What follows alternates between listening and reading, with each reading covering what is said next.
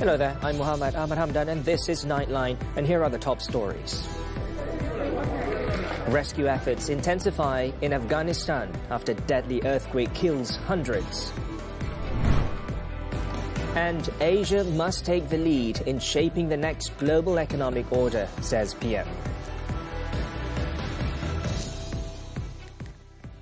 Good morning. We begin the bulletin with this story.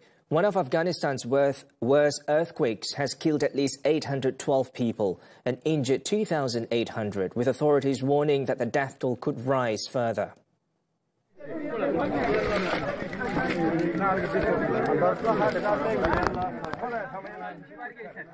Helicopters ferried the wounded to hospital on Monday in the eastern provinces of Kunar and Nangarhar as officials combed the rubble for survivors after a magnitude 6.1 tremor hit just before midnight on Sunday. The earthquake destroyed numerous villages and caused extensive damage across the affected region. Aftershocks were reportedly felt in neighboring Pakistan and as far away as India. Rescue teams have been mobilized to accelerate assistance, while the Defense Ministry has deployed 30 doctors and 800 kilograms of medical supplies to Kunar to aid hospitals responding to the disaster.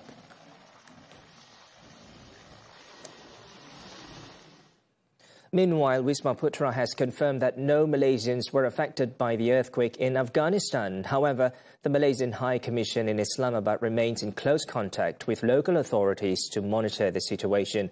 The Foreign Ministry noted that tremors were also felt in parts of Pakistan, including the capital, Islamabad. Malaysians residing in or travelling through affected areas in Pakistan are advised to remain vigilant and to follow safety instructions issued by the authorities. Those who have yet to register their presence are urged to do so through the e-consular system.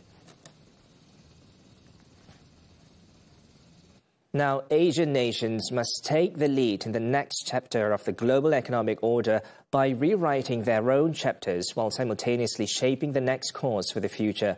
Prime Minister Dr. Sri Anwar Ibrahim said the current global economic landscape, marked by persistent and unsettling disruptions and deepening fragmentation, should provide opportunities to enhance cooperation among nations. Delivering a public lecture titled Sovereign Interdependence, Building a Shared Future in Asia at Tianjin University, Anwar pointed out that the major economic resets of the mid-20th century, including the Bretton Woods Agreement and the establishment of the G7, all took place without Asia's influence. Anwar said the latest was the United States administration's Liberation Day reciprocal tariff measures, which he described as a weaponization of trade. Each of these reorderings was scripted by them, far from our shores.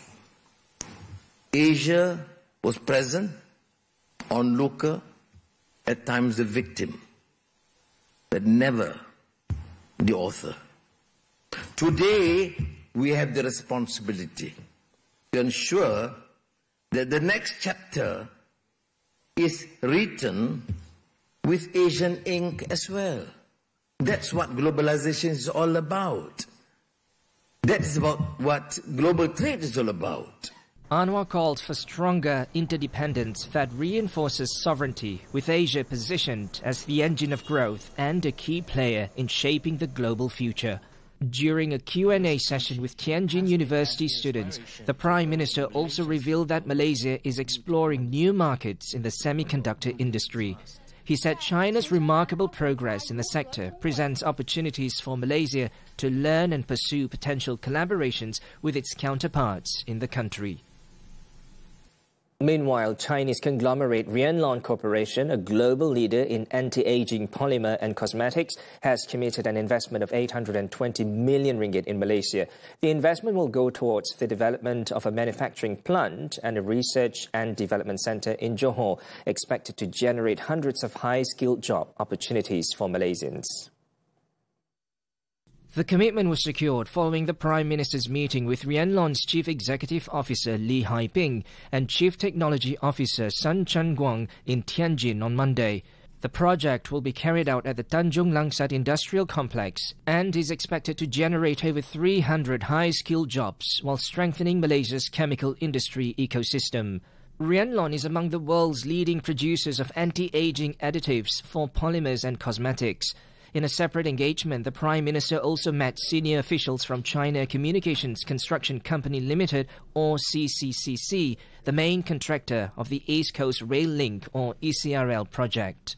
He reviewed the latest progress of the 665-kilometre rail project, which has been described as a symbol of Malaysia-China friendship under the Belt and Road Initiative. Anwar said the ECRL will help bridge regional development gaps while spurring economic spillovers to local communities. The Prime Minister is in China on a 4-day working visit, which began on Sunday. Later on Monday evening, the Prime Minister took the global multilateral system to task, saying its failure and that of institutions such as the United Nations has led to a trust deficit. Speaking at the Shanghai Cooperation Organization SCO Plus Summit in Tianjin, Anwar said the international system has lost credibility with failures in trade, financial structures and climate change. Anwar pointed to the atrocities in Gaza as the clearest example of global inaction, saying the mass killings of women and children highlight the UN's inability to stop genocide and enforce international law. United Nations no longer is looked upon having the aspirations to even reform itself. Between the aspirations and the realities lies a shadow, and is alarming because it has caused so much disparity, atrocities inflicted with impunity. Anwar stressed that Malaysia, as ASEAN chair, will continue to push for urgent reforms to protect vulnerable communities and ensure accountability. In his remarks, Anwar also touched on Chinese President Xi Jinping's proposal for a Global Governance Initiative, GGI, describing it as consistent with Malaysia and ASEAN's priorities of sovereignty, rule of law, multilateralism and people-centered development. This marks the first time Malaysia has addressed the SCO Plus Summit, attended by more than 20 world leaders, including Russia's Vladimir Putin, India's Narendra Modi, and Turkey's Recep Tayyip Erdogan. Moving on, police have opened a disciplinary inquiry paper involving escort personnel following an incident on stage during Perak's state-level National Day celebration on Sunday. The incident occurred at about 8:20 a.m. when a woman rushed onto the main stage and tried to approach the Sultan of Perak, Sultan Nazrin Muizzuddin Shah. Perak Police Chief Datuk Nur Hisham Nordin said if negligence is found, a formal disciplinary investigation will be launched to allow for a comprehensive review before further action is taken. Speaking to TV3, he said the focus for now is on both short and long-term resolutions from an administrative perspective. For the time being, all officers and personnel involved remain on active duty. However, a meeting with palace officials is scheduled for Tuesday to discuss follow-up measures on the incident. In the incident on Sunday morning, the woman attempted to break through security to approach Sultan Nazrin, but was quickly detained by security personnel at the scene. Meanwhile, the female suspect in the case has been remanded for 3 days to assist police investigations. The remand order was issued by Magistrate Wardah Nabilah Muhammad Abdul Wahab at the Ipoh District Police Headquarters lockup, effective until September 3rd. Preliminary checks reveal that the 41-year-old woman has a prior record involving drug-related offences. However, her urine test returned negative for drugs. She was also reported to have a history of psychiatric care and mental health treatment. The case is being investigated under Sections 325 and 511 of the Penal Code for attempted grievous hurt. The Attorney General's Chambers, or AGC, will determine whether an inquest should be held into the death of Palapis trainee, the late Shamsul Haris Shamsuddin, after receiving the full report of a second post-mortem from police. Attorney General Tan Sri Muhammad Dusuki Mokhtar told TV3 that several aspects will be carefully reviewed before any decision is reached. He said he has been in contact with the police and have urged them to expedite their investigations. If the need for an inquest is found to be necessary, the prosecution will file an application to the coroner's court. The AGC has not ruled out the possibility that proceedings could begin as early as this month, depending on the availability of the court and other parties involved. Meanwhile, sources from Bukit Aman said the investigation papers would be submitted to the AGC this week. Earlier, the Shah Alam High Court had granted an application for Shamsul's remains to be exhumed for a second post-mortem, which was carried out at Hospital Kuala Lumpur on Sunday. The family's lawyer, Datuk Naran Singh, reportedly claimed that the second post-mortem revealed suspicious traumatic injuries. The case is now being investigated by Bukit Aman's Classified Criminal Investigation Unit. The family of a former Tahfiz student has submitted a memorandum to the Kelantan government demanding clarity over the circumstances surrounding the boy's death some 12 years ago. One Ahmad Faris, one Abdul Rahman, a Form 4 Tahfiz student at the time, was found hanged in a school toilet in December 2013. The memorandum was received by Anas Rizwan Shamsuddin, Special Officer to the Chairman of the State Education, Higher Education, Green Technology, Digital and Innovation Committee in front of the Kota Darul Naim complex in Kota Baru. Tengku Shazwan Tengku Sharifuddin, who is leading a team of 10 lawyers representing the boy's family, said the memorandum outlined several key concerns, including an explanation as to why the school toilet, which was the site of the discovery, was demolished before the investigation had been concluded. Isu berkenaan dengan perobohan tempat kejadian, itu tandas asrama di mana mayat jasad Wan Ahmad Faris ditemui. Dan yang kedua, isu berkenaan tiada rekod keluar masuk pelajar-pelajar di asrama. In addition, the family is urging the state government and the Kelantan Islamic Foundation to demonstrate their commitment by ensuring that relevant information is made public and to allow space for the case to be brought to court if necessary. Also present were the parents of the deceased, 79-year-old Wan Abdul Rahman Wan Yaakob and 70-year-old Ruhani Hussein, along with a few family members. Bekerjasamalah dengan kita, bukan hal politik apa. Kita nak keadilan untuk Wan Ahmad Faris. Ia pun bantulah kami untuk menegakkan keadilan, supaya si pembunuh tu dapat ditangkap, ya. Yang terlibat tu mesti dihukum. Wan Faris's body was found by a dormitory supervisor on December 14, 2013, after he detected an odor coming from a toilet at the Mahat Tahfiz Science Nurul Aman dormitory in Kot Lantas. On August 20th this year, Home Minister Datuk Seri Saifuddin Nasution Ismail confirmed that the police would reopen investigations into the death of the Tahfiz student. A 2-year-old girl's refusal to follow instructions is believed to have led to her being abused by her teacher at a daycare centre in Selangor. Kuala Langat District Police Chief Superintendent Muhammad Akmal Rizal Radzi said investigations revealed that the suspect has no history of mental health issues and has been employed at the daycare for more than a year. He explained that the child's mother lodged a police report on August 24th after reviewing CCTV footage from the daycare centre, which is located in Bandar Rimbayu, Kuala Langat. The teacher allegedly pushed the victim using her foot and dragged her by the hair from the classroom to the bathroom.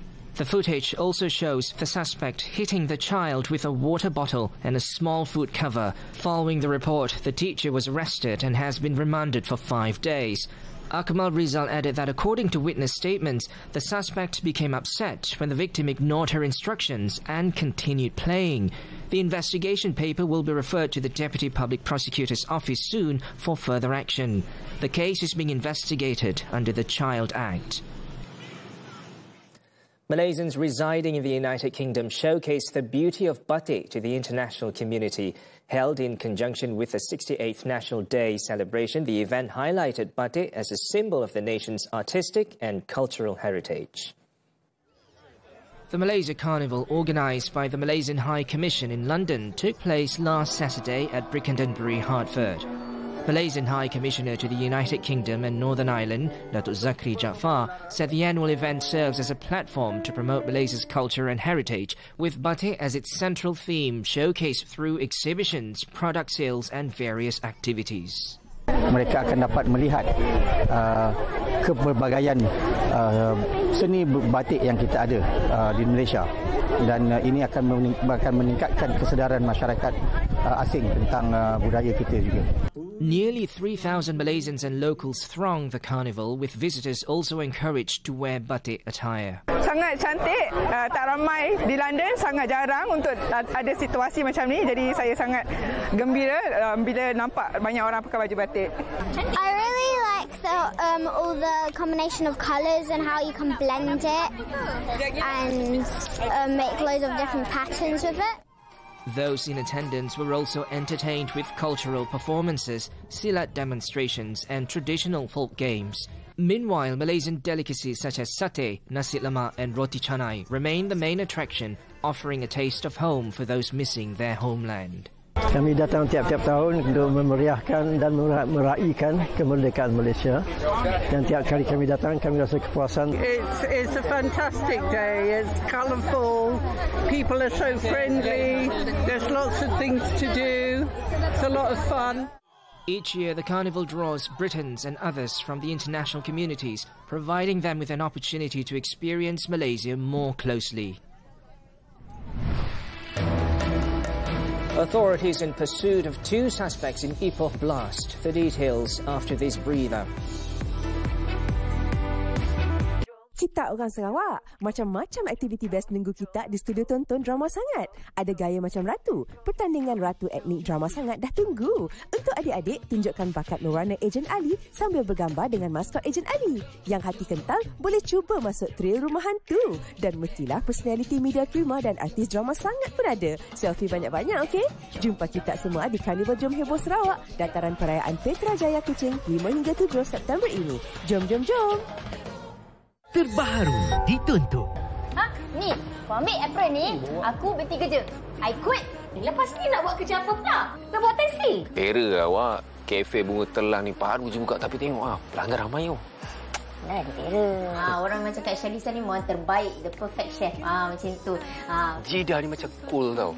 Saya ingin sangat nak jumpa dia. Kenapa? Nak masuk Minang? Muat turun dan layan tonton sekarang. Semua favourite anda di sini. Welcome back. The Malaysian Anti-Corruption Commission, MACC, has confirmed that 14 companies being investigated in a major case involving false declarations and the smuggling of contraband goods had misused their permits. Investigations found that although the companies held valid import licenses, their primary activities were the smuggling of tobacco, cigarettes, cigars and liquor.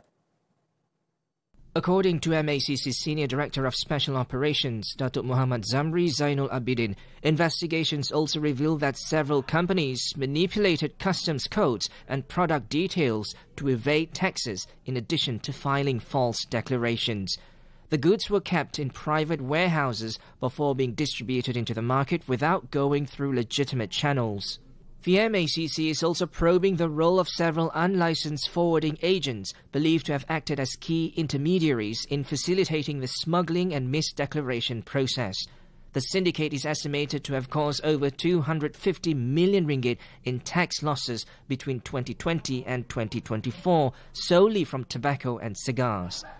So far, the MACC has frozen both personal and company bank accounts worth 218 million ringgit and suspended the license of several companies linked to the case. Police are tracking down 2 men suspected of bombing a business premises in Ipoh, Perak on Sunday. The explosion, which happened at 4:58 a.m., did not result in any casualties, but 2 shop houses were badly damaged. The incident took place at the Panorama Lapangan Perdana commercial area. CCTV footage showed 2 men on a motorcycle placing an object believed to be an explosive device in front of the premises before fleeing. Ipoh District Police Chief, Assistant Commissioner Abang Zainal Abidin Abang Ahmad said initial investigations confirmed the use of a low-grade explosive. He stressed that the blast was not meant to injure or kill, but to intimidate and cause damage. Among the parts damaged were the shop front doors, flooring and sections of the adjoining structure. In Terengganu, the bodies of a husband and wife who drowned off Pantai Merchang were laid to rest on Monday at the Kampung Serating Muslim Cemetery in Marang. Abdul Rahim Mustafa, age 47, and Nur Hasriah Chi Osman, age 46, were buried together in a single grave. The couple's funeral was attended by more than 100 family members, friends and villagers who came to pay their last respects. They leave behind 2 sons and 4 daughters, aged between 15 and 26. The tragedy happened at about 3:30 p.m. on Sunday after the couple, who had gone fishing earlier in the morning, drowned after their fiberglass boat capsized. Nur Hasriah's body was found at 4:30 p.m, while Abdul Rahim, a retired Navy veteran, was recovered just 15 minutes later. Protests resume across Indonesia. This and more from the foreign front when Nightline returns. Apakah kehidupan ini seterusnya? Boleh ke aku bahagia dengan perkahwinan ni? Disangka manis bermadu, namun pahitnya yang dirasa. Dah suka sangat nampak. Kau dah lebih dah ni. Kau tunggu Nisa. Nisa, lepas ni boleh tak? Ambil serius sikit pasal hidup ni. Seindah Hujan Cinta, mulai 4 September, setiap Isnin hingga Khamis 10 malam. Terbaru di Samarinda TV3 dan stream juga melalui Tonton. Wanita 68 tahun Malaysia Merdeka. Pasti banyak nostalgia manis waktu cuti merdeka kan? Cuaca macam ni teringin pula nak hirup sup panas. Pilih je sup ayam, sup berkrim, sup gearbox pun ada. Dalam dunia digital sekarang, penipuan semakin berleluasa. Apa yang harus kita ketahui sebagai pengguna untuk melindungi diri kita? Jangan lupa anak-anak juga ada hak mereka. Kadang-kadang kita yang leka mengenainya. Dan untuk hari cuti ini kami bawakan pelbagai manisan untuk anda. Ada kek, jus, agar-agar dan macam-macam lagi. Semuanya di WHI TV3 dan stream sekarang melalui Tonton. Wanita hari ini. Kita nampak satu objek timbul, nampak seakan kepala dan juga tangan. Mangsa dipukul dan dikelar sebelum mayat ditenggelamkan dalam sungai dengan pemberat bagi menghapuskan bukti. So we try to tarik. Kenapa tak boleh tarik? Berat. Dan ni kita dapat tahu ada motosikal di bawahnya. Beliau tidak dapat mengingati apa-apa tentang kejadian ini kerana beliau telah disantau. Sejauh mana dia melakukan jenayah, dia akan meninggalkan kesan jenayah tersebut di tempat kejadian. Masuk hutan, selam lautan dan tinjau wildlife beraksi dalam Arabian Seas. Epicus Hunters musim pertama. Chasing the Rains. Epicus Hunters musim kedua. Alien Abyss. Layan Animal Documentary di TV3 dan stream sekarang melalui Tonton. Welcome back. Onto the foreign front. At least 41 Palestinian civilians were killed in the Gaza Strip since dawn on Monday as Israeli forces continue their offensive on Gaza City. Israeli attacks on Gaza City killed several civilians, including 5 in shelling that hit an apartment in northern Gaza and 4 more in an airstrike on the Sheikh Radwan neighborhood. Meanwhile, 9 more Palestinians, including 3 children, died of malnutrition and starvation in the last 24 hours. In the meantime, the global Sumut flotilla carrying aid to the Israeli blockaded Gaza Strip has been forced to turn back due to poor weather. Around 20 vessels departed the Spanish city on Sunday to open a humanitarian corridor and end the ongoing genocide of the Palestinian people. Thousands rallied across Indonesia on Monday, defying fears of a crackdown following deadly riots over the weekend, despite a heavy military-led security presence that led some organizers to postpone gatherings. At least 500 protesters rallied outside the parliament in Jakarta, with thousands more in Palembang and hundreds in Banjarmasin, Yogyakarta and Makassar. Police set up checkpoints while officers and the military conducted city-wide patrols and deployed snipers in key locations. Earlier, some student and civil society groups in Jakarta postponed planned parliament protests to avoid any crackdown by authorities. So far, 8 people have died and over 700 have been injured in the Jakarta protests, which also caused $3.4 million in infrastructure damage. The UK Home Secretary is set to announce stricter regulations on family reunification for migrants who have been granted asylum. As MPs return to Westminster on Monday, Yvette Cooper is expected to set out criteria for family members, including tougher English language standards and access to sufficient funds, and outline reforms to the asylum appeal system. She will state that the government's overhaul of the broken asylum system will help end the use of asylum hotels, a practice that has sparked widespread protests over the summer. It comes after fresh protests erupted in Epping late Sunday following the Court of Appeal overturning a ban on housing asylum seekers at the Bell Hotel in the area.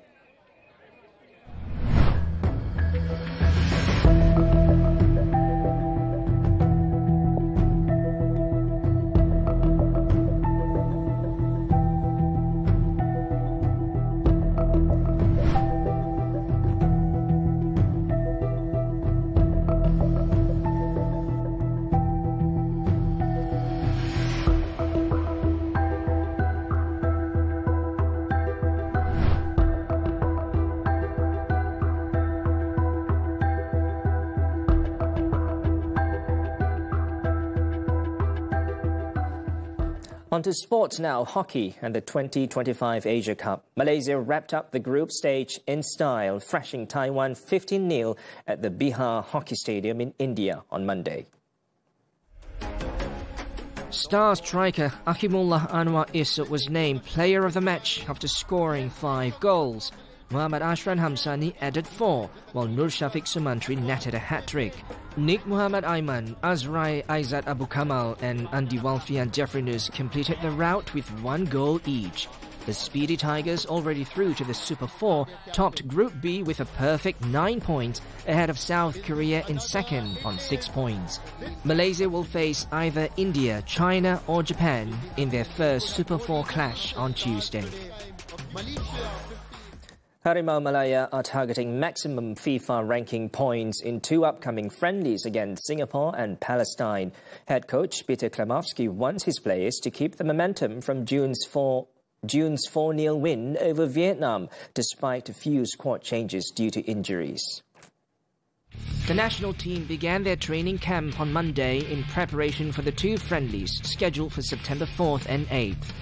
From the 29 players initially called up, midfielder Hector Havel has been ruled out at the last minute due to injury, with Chiu Hong-wan brought in as his replacement. The objective is to play the best football we can. We'll have the mindset to score as many goals as we can respectfully. We'll have the mindset to keep another clean sheet and then keep growing from there. And change of combinations, I think, will exist in both games. Klimowski also hinted at tactical adjustments and squad rotations for the matches against Singapore and Palestine. Most of the squad from June's Asian Cup qualifying campaign remains intact as Malaysia prepare for next month's Group F clash with Laos. And still on football, Bayer Leverkusen have sacked head coach Erik ten Hag on Monday after 2 Bundesliga games in charge, with the weekend draw at Werder Bremen not enough to save the Dutchman's job. In a statement, Leverkusen sporting director Simon Rolfs admitted the decision was difficult, but said recent weeks showed building a successful team under this setup was not feasible. Leverkusen lost their opening league game 1-2 at home to Hoffenheim to put Ten Hag immediately under pressure, and Saturday's 3-3 draw against 10-man Bremen brings an end to his short reign at the club. Ten Hag, who replaced Xabi Alonso in May after the Spaniard left for Real Madrid, now becomes the 3rd former Manchester United boss to be dismissed in a week after Ole Gunnar Solskjaer was sacked by Besiktas on Thursday and Jose Mourinho parted ways with Fenerbahce on Friday.